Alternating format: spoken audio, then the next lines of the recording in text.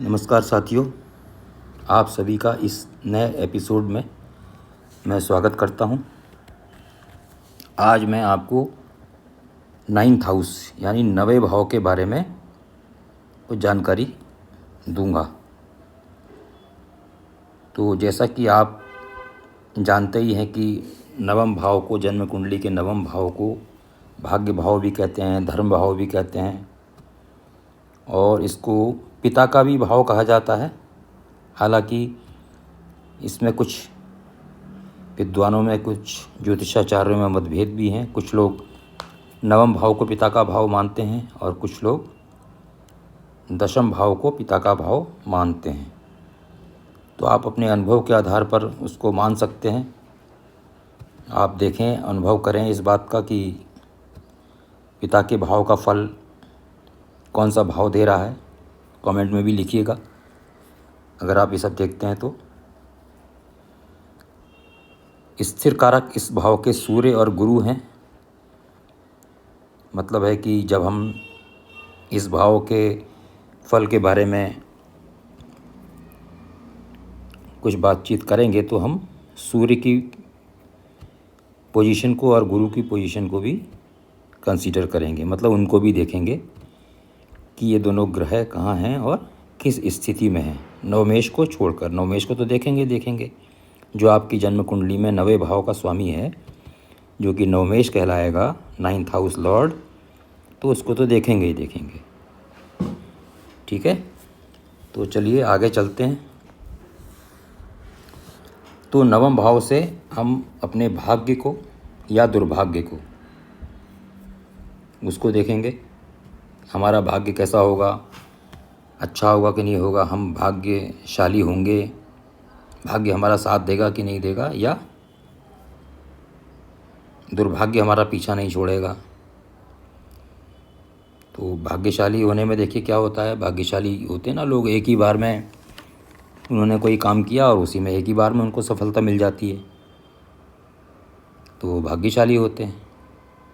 और कई ऐसे भी होते हैं कि हम अपने जीवन में काम करते ही जाते हैं, बार बार काम कर रहे हैं, हमको सफलता नहीं मिल रही है, बार बार हम असफल हो रहे हैं, हमारा भाग्य साथ नहीं दे रहा है, किसी न किसी कारण से हमारा काम अटक जा रहा है, अधूरा हो जा रहा है, पूरा नहीं हो रहा है।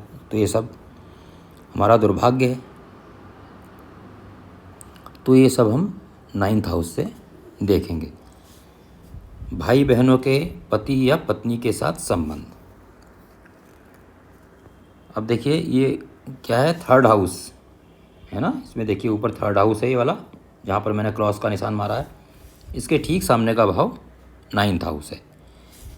तो ये थर्ड हाउस जो है, आपको पता ही है कि छोटे भाई बहनों का हाउस है। तो उससे सातवां भाव कौन सा होगा, छोटे भाई बहनों के पति या पत्नी का भाव। ठीक है, तो इस भाव से हम क्या देखेंगे कि छोटे भाई, हमारे जो छोटे भाई बहन हैं, उनके पति या पत्नी के साथ हमारे कैसे संबंध हैं, अच्छे संबंध हैं, लड़ाई झगड़ा है, प्यार है ना। तो ये सब हम नवम भाव से देखेंगे। पैतृक संपत्ति का मिलना।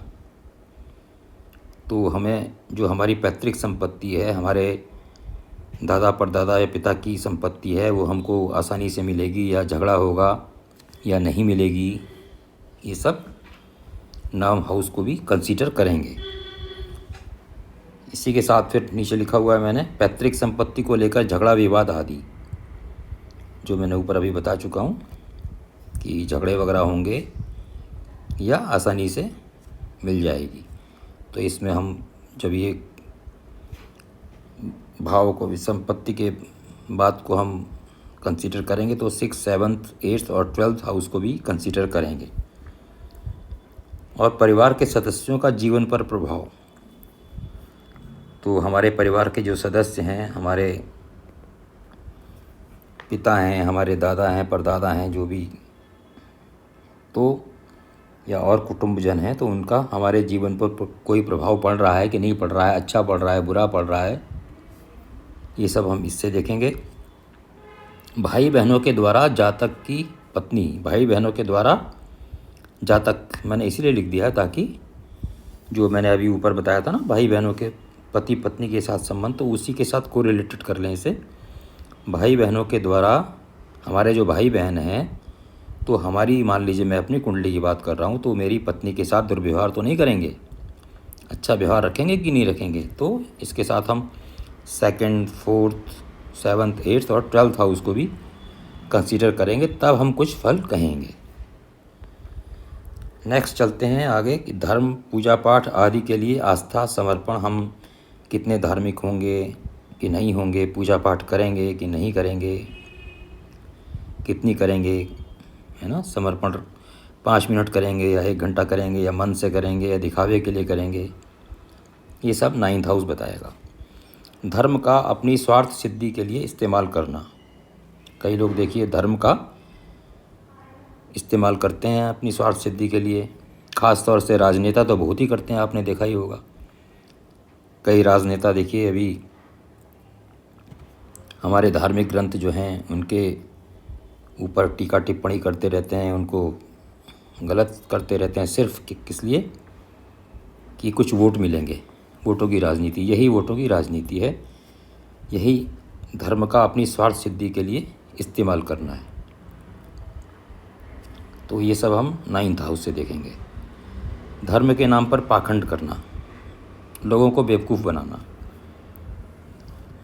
आप जानते ही हैं धर्म के नाम पे टीवी में कितने प्रवचन आते हैं, बड़े बड़े बाबा हैं प्रवचन देते हैं, बाद में उनको उनका जो किए हुए जो क्रिमिनल क्राइम्स हैं, क्रिमिनल एक्ट्स हैं उनके द्वारा, है ना, कई इस तरह के लोग जेल के अंदर हैं। देखा ही होगा आपने कितने लोगों को बेवकूफ़ बनाते हैं, फिर वो पकड़े जाते हैं। तो इस प्रकार वो धर्म के नाम पर लोगों को, सीधे साधे लोगों को बेवकूफ़ बना रहे हैं। कोई पैसा कमा रहा है धर्म के नाम पर, कोई वोट मांग रहा है, कोई कुछ और कर रहा है। तो ये सब 9वां हाउस हमको बता रहा है। धार्मिक संस्थाएं बनाना, उनसे जुड़ना, धार्मिक कार्य करना है। धार्मिक संस्थाएं बनाना, जैसे इस्कॉन संस्था आपने देखी होगी, कितनी बड़ी संस्था है, पूरे विश्व में है। और इसी तरह की और भी कई संस्थाएं होंगी, हैं। उनसे जुड़ना, अगर आप उनसे जुड़ रहे हैं, उसमें कार्य कर रहे हैं जुड़ के इसी तरीके से, तो ये सब भी 9th हाउस, 9वां भाव बताएगा। गृहस्थ जीवन का त्याग करना। अब जब देखिए हम अभी तक धर्म की बातें कर रहे हैं, जब हम धार्मिक होंगे, तो बहुत ज़्यादा धार्मिक होंगे, तो क्या होगा, उसका असर हमारे गृहस्थ जीवन पर पड़ेगा ही पड़ेगा। हम पूजा पाठ में हमारा मन लग रहा है, बहुत ज़्यादा उसमें लीन हो गए हैं, तो चूँकि हमारे पास समय तो उतना ही है, और हम गृहस्थ जीवन जी रहे हैं, तो हम गृहस्थ जीवन के समय को धार्मिक जीवन में अपना समय लगा रहे हैं, तो उस पर फ़र्क पड़ना ही पड़ना है। और जब वो एक्सेस में हो जाएगा, तो हो सकता है कि गृहस्थ जीवन का त्याग भी कर देते हैं कई लोग, है ना, या संन्यास ले लेते हैं। बहुत सारे आपने एग्जाम्पल देखे होंगे बहुत सारे आपने ऐसे लोग देखे होंगे जो बड़ी बड़ी पद में थे, बड़ी बड़ी पोस्ट में थे, और मथुरा गए, वृंदावन गए, वहाँ पर उन्होंने नौकरी भी छोड़ दी, या रिटायरमेंट के बाद वहीं रहने लगे, परिवार भी छोड़ दिया, ईश्वर भक्ति में लग गए, कृष्ण भक्ति में लग गए। तो ये कुछ उदाहरण हैं, ये भी 9th हाउस बताएगा। दान देना, गुरु, पुजारी, अन्य वृद्धजनों का अपमान करना या रिस्पेक्ट करना, इज्जत करना। ये भाई जो अपमान कर रहा है, तो इसका मतलब इज्जत नहीं कर रहा है, जो इज्जत कर रहा है तो अपमान नहीं कर रहा है ना। दोनों चीज़ें हम 9th हाउस से देखेंगे। भीख मंगवाना, देखिए ये भी एक इसमें है कि कई लोग उसको, उनका ऐसा क्रिमिनल एक्ट होता है कि वो किडनैप कर लेते हैं बच्चों को, या बूढ़े लोगों को भी किडनैप कर सकते हैं या धमका सकते हैं कि, और उनको बैठाल देते हैं कहीं कोने में भीख मांगने के लिए। तो ये भी 9th हाउस बताएगा। इसमें 1st, 8th, 10th, 11th, 12th को भी शामिल किया जाएगा, ये सब कंसीडर किया जाएगा। इसके बाद आता है कि इल्लीगल संबंध पारिवारिक सदस्यों के साथ रखना। चूँकि ये हमारा थर्ड हाउस के सामने का भाव है और सेकंड हाउस से एट्थ हाउस है, तो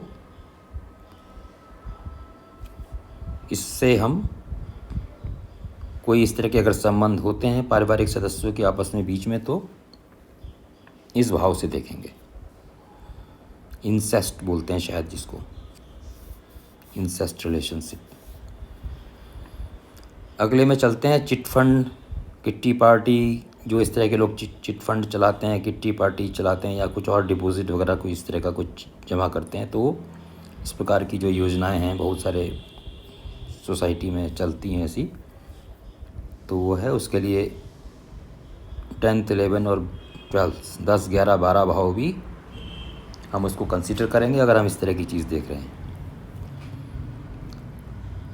द्वितीय संतान, दूसरी पत्नी से, अगर किसी की दूसरी पत्नी से संतान होती है तो पहली पत्नी से तो हमने 5th से देखा था, और द्वितीय पत्नी से, दूसरी पत्नी से जो संतान होगी वो 9th से देखेंगे। और वो संतान का जीवन कैसा रहेगा, उसकी पढ़ाई कैसी रहेगी, ये सारी चीज़ें 9th हाउस से कंसीडर की जाएंगी। पौत्र का विचार, पुत्र के बेटे जो कि हमारे पौत्र होंगे, और जो हमारा संतान हाउस 5th से 5th होने के कारण पौत्र का विचार भी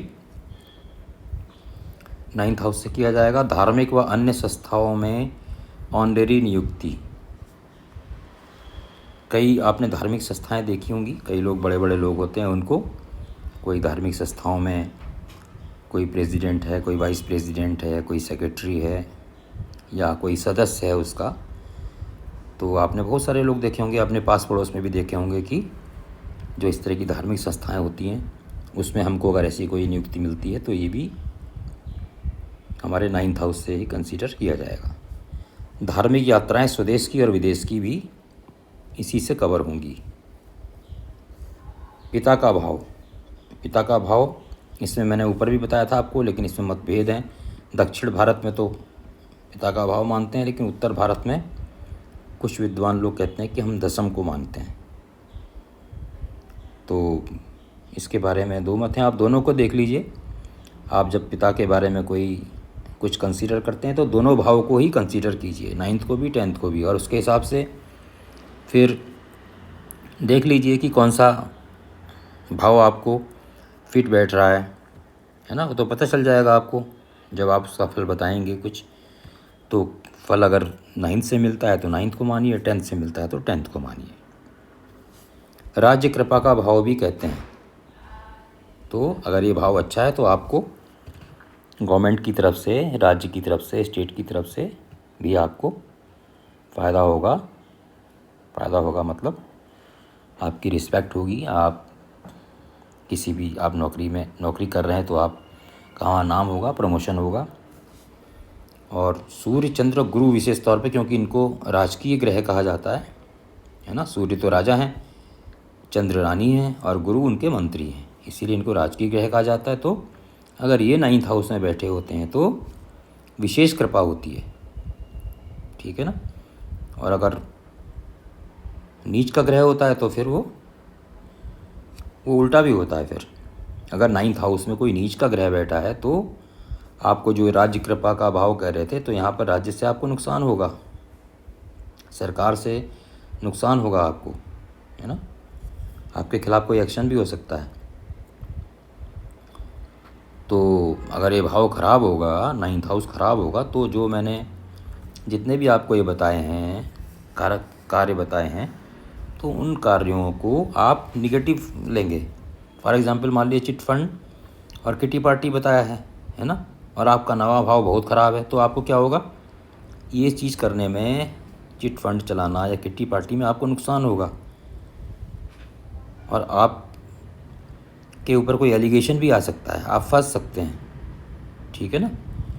इसी प्रकार हम किसी भी चीज़ को लेंगे, अगर हमारा भाव अच्छा है, उसमें ग्रह बैठा हुआ ग्रह अच्छा है, पीड़ित नहीं है, दूषित नहीं है, उस पर कोई पाप ग्रहों की दृष्टि नहीं है, शुभ ग्रहों की दृष्टि है, तो उस भाव से संबंधित फल हमको अच्छे मिलेंगे।